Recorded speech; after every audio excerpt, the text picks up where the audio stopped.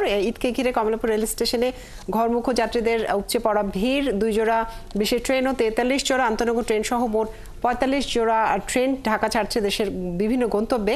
সেখানকার পরিস্থিতি জানাতে আমাদের সাথে যুক্ত হচ্ছেন সহকর্মী ফরহাদ ইবনে মালিক।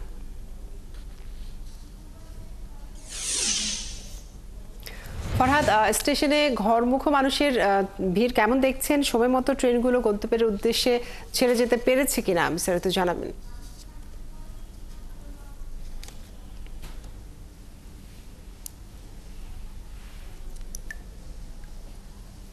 সাধারণত রোজারিদের যে বিষয়টা দেখা যায় যে রোজারিদ আসলে 29 হবে নাকি 30 হবে এমন একটা দোলাচল থাকে। এই দোলাচলের ফলে কিন্তু 28-এর মধ্যেই মানুষ, রাজধানীর যে মানুষ, কর্মব্যস্ত মানুষ, তারা ঢাকা ছেড়ে দেয়। কিন্তু কোরবানির ঈদের চিত্রটা একটু ভিন্ন।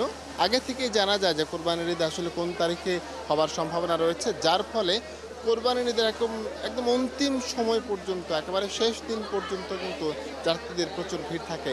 যে চিত্রটা কমলাপুর রেলওয়ে স্টেশন আজ দেখা যাচ্ছে। কিছুক্ষণ আগে একটা ট্রেন ছেড়েছে উত্তরবঙ্গের নীলফামারীর উদ্দেশ্যে। সেই ট্রেনে একেবারে তিল ধারণের জায়গা ছিল না। যদিও এটা বিমানবন্দর রেলওয়ে স্টেশন আবারও থামবে, সেখানেও যাত্রী রয়েছেন, তারা কীভাবে উঠবেন এটাও ভাবনার বিষয়। তিস্তা ঈদ স্পেশাল নামে যে ট্রেনটা আমরা এখন দেখতে পাচ্ছি, এই ট্রেনটি ময়মনসিংহ যাবেন। এই ময়মনসিংহ যাওয়ার যে ট্রেনটি, এটিতেও কিন্তু ইতিমধ্যেই ছাদে অনেক মানুষ উঠে গেছেন, ট্রেনের মধ্যে ওঠা শুরু করেছেন, ভেতরে ওঠা শুরু করেছেন।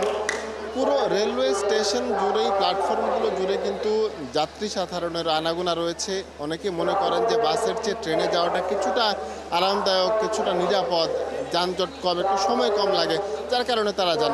আরেকটা বিষয় জানিয়ে রাখি যে এবার কিন্তু শিডিউল বিপর্যয়ের যে বড় বড় ঘটনাগুলো ঘটে মাঝে মাঝে ঈদের মধ্যে আমরা দেখতে পাই, এবার সেই চিত্রগুলো দেখা যাচ্ছে না। মানুষ স্বাচ্ছন্দ্যে যেতে পারছেন, একরকম কম দর, মানে বলতে গেলে ভোগান্তি ছাড়াই যেতে পারছেন ঈদের যাত্রাতে। যারা যাচ্ছেন অনেকের সময় লাগছে, তারা বলছেন যে আসলে পরিবারের সাথে ঈদ করতে পারার যে আনন্দ, এই আনন্দের কাছে এই সাময়িক কষ্ট আসলে কোনো বিষয় নয়। তারা যাচ্ছেন, তারা অপেক্ষায় আছেন, অনেকে অপেক্ষায় রয়েছেন ট্রেনের উদ্দেশ্যে।